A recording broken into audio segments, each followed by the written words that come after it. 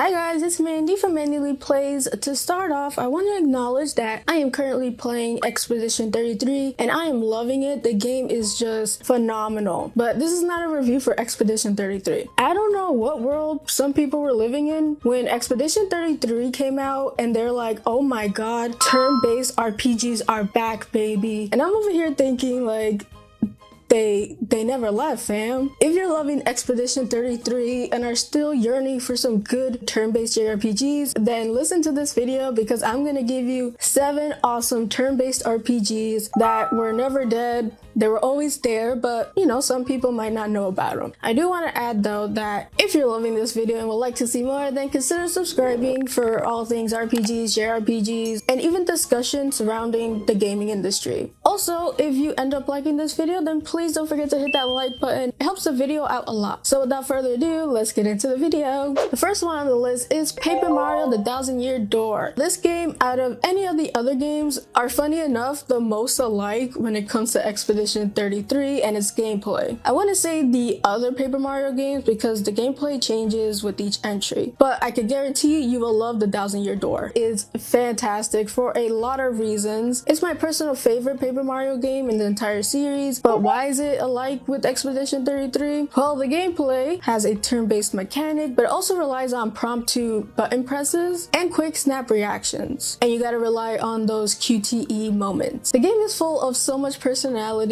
I love the series so much. And I would even say that the Paper Mario series and even the Mario and Luigi series are way better than the 3D Mario games. I stand on that hill 10 toes down. So the original Thousand-Year Door was released in 2004 for the GameCube, but it made a comeback with the Thousand-Year Door remake for the Nintendo Switch with gorgeous graphics, updated animations, and a refined soundtrack. But most importantly, it keeps the gameplay and its core untouched. This game was pretty revolutionary when it came out because a lot of the RPGs back then were doing turn-based mechanics, yes, but Paper Mario wanted to, you know, spice it up a little bit. What sets this game apart is how interactive its turn-based combat feels. Each attack and defense requires precise button timing, turning the battles into a very engaging mini-game of the sorts. I like to say it's a turn-based combat with rhythm. It feels more interactive and it doesn't seem as boring. But beyond the gameplay, the storytelling is honestly the best. This game is so funny, and I don't know why, but Luigi in the Thousand-Year Door is my favorite Luigi of all time. So if you talk to him, he will explain this whole grand story and how he's basically crashing out, and it's just really funny. Comedy gold. And while the game is technically saving this world from a Thousand-Year Door, it doesn't take itself really seriously, and I really love it for that. So if you like Expedition 33, you'll probably like Paper Mario: The Thousand-Year Door if you haven't played it. Now the next game is kind of special to me because I recently beat it on stream and I loved it, and it's a perfect game to put in my turn-based RPGs. What game is that? Well, I'll tell you. Yakuza Like a Dragon. So Yakuza Like a Dragon is the 7th entry in the Yakuza series, and it's a big departure not only story-wise but gameplay-wise. The other entries in the series had a more beat-em-up fighter style gameplay to it, but with Like a Dragon, they decided to overhaul the gameplay and make it a turn-based mechanic gameplay experience. And it wasn't just a choice. I felt like it was intended that way, especially if you know the story and how Ichiban sees the world. It does make sense. Not that gameplay really has to make sense in the story, but I do like how they referenced why it's a turn-based mechanic. You play as Ichiban, an earnest goofball who sees life through the lens of Dragon Quest. Yes, indeed. Ichiban is a huge fan of Dragon Quest, and most of his earnestness and protagonist energy comes from Dragon Quest. And I feel like Yakuza Like a Dragon's turn-based mechanic is a parody of other turn-based mechanic games. But back onto Ichiban, he is very loud, passionate, and naive, especially in the Yakuza world. And this game offers a over-the-top visual flair. But honestly, it's all front for the story. The story in Yakuza games are so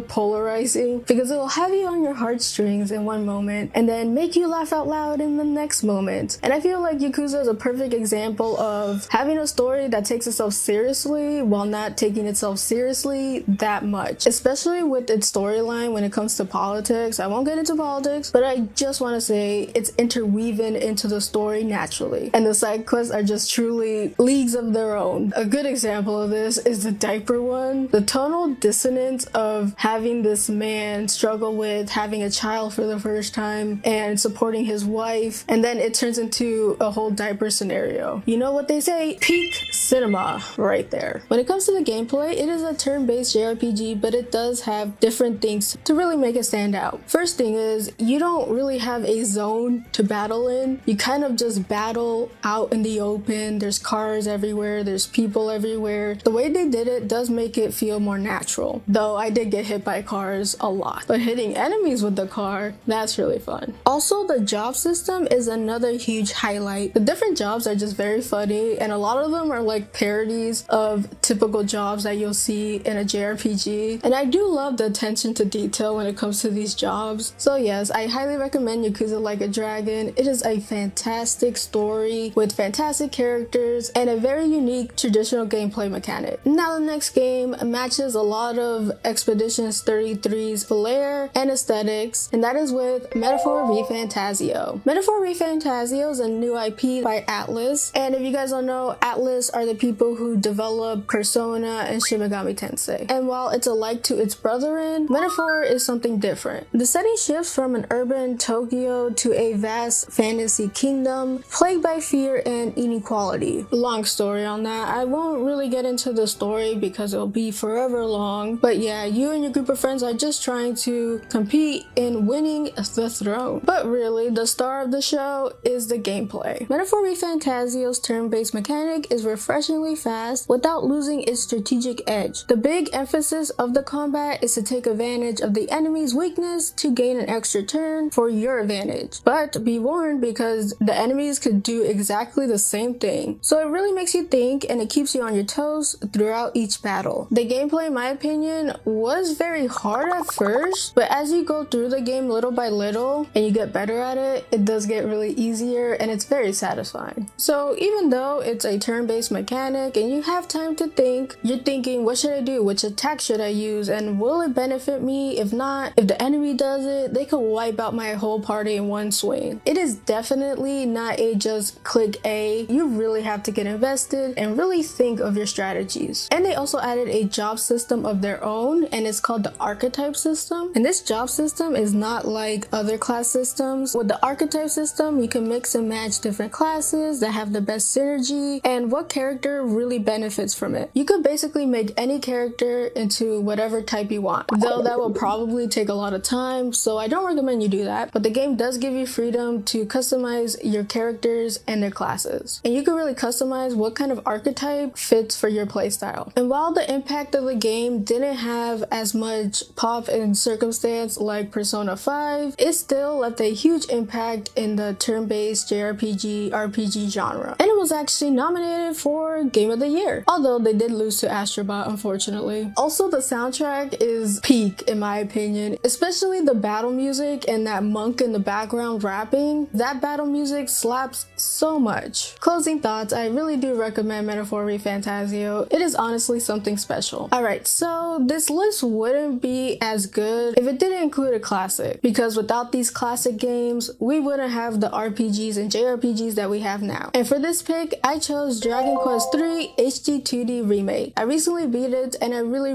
liked it, mostly from a gameplay standpoint and not a story standpoint, unfortunately. And while yeah, I didn't like the story per se, a lot of people find it very enjoyable. Dragon Quest III was one of the most influential RPGs of all time, and you can't really argue with its impact that it had on future JRPGs. But now with the HD 2D gameplay remake available, I think it's the perfect way to play this classic game. But one thing to note is that Dragon Quest 3 is a prequel to Dragon Quest 1 and Dragon Quest 2. You play as the child of a legendary warrior called Ortega, and after your father perishes on a journey to defeat the evil archfiend Baramos, it's up to you to take up his mantle. As for the look of the game is beautiful. I love the pixel art style. I love it so much. The game is like a fusion of pixel art and modern lighting effects, which gives it a very classical feel. But what didn't change is the gameplay, but there are quality of life changes, thank God. Although something unique to this game is you get to customize your party members, and to me that was a good move when it came to gameplay, but when it came to story and characters,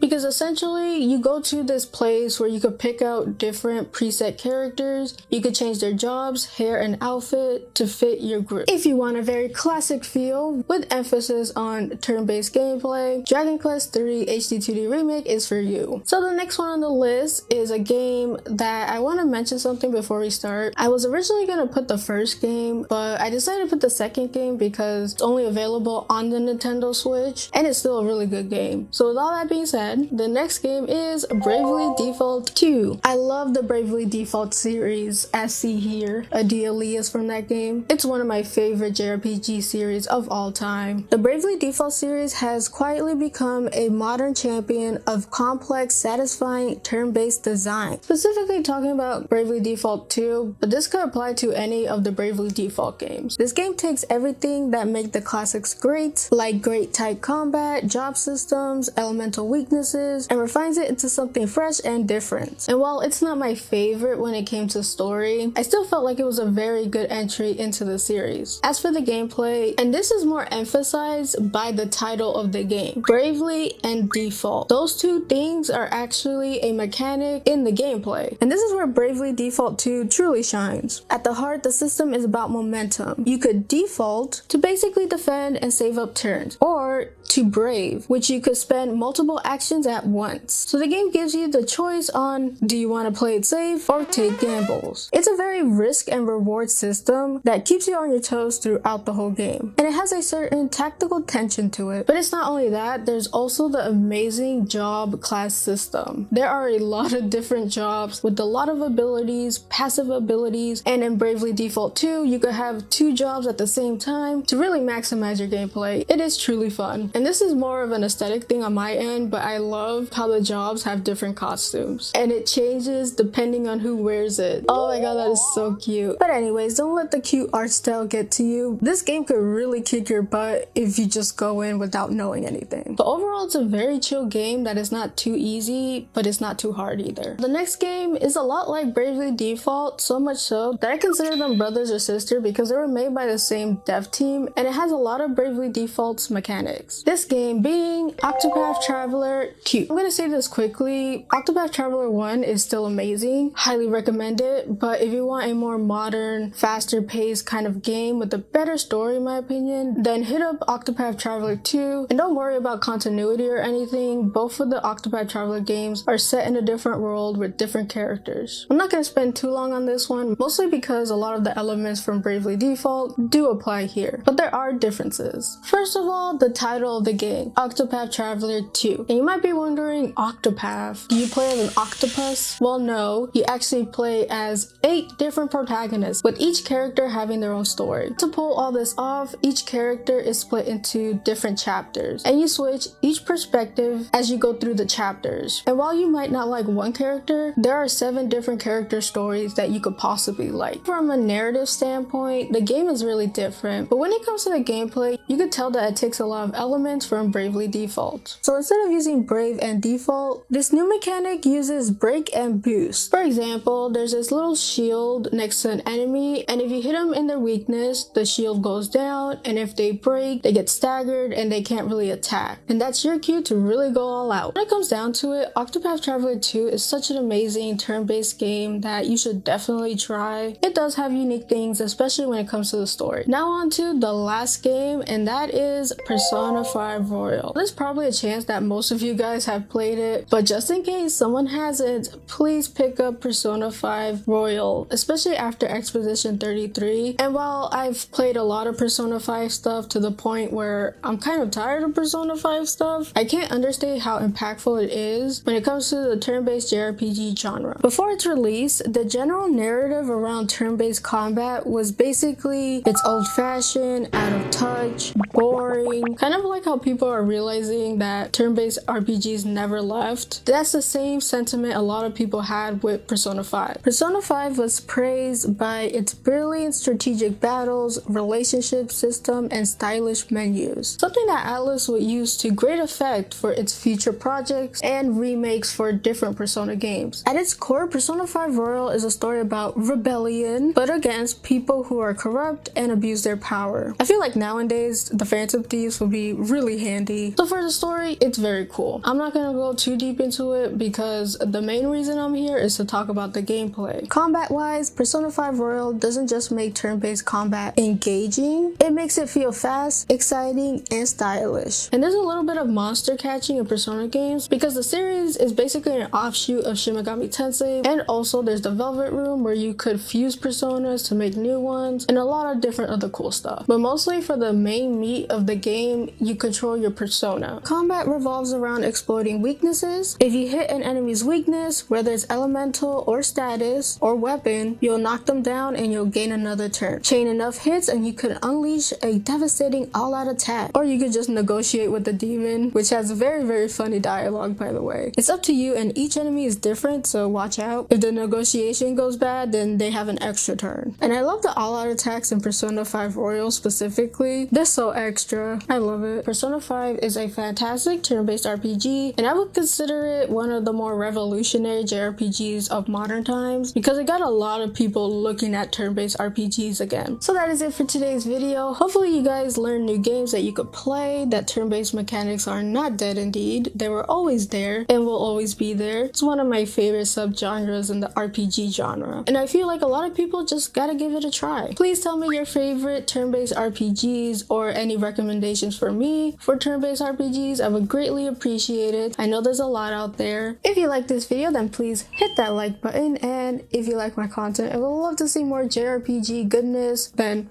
consider subscribing. I would greatly appreciate it. So without further ado, I hope you guys have a wonderful rest of your day, and as always, play a good game. Peace.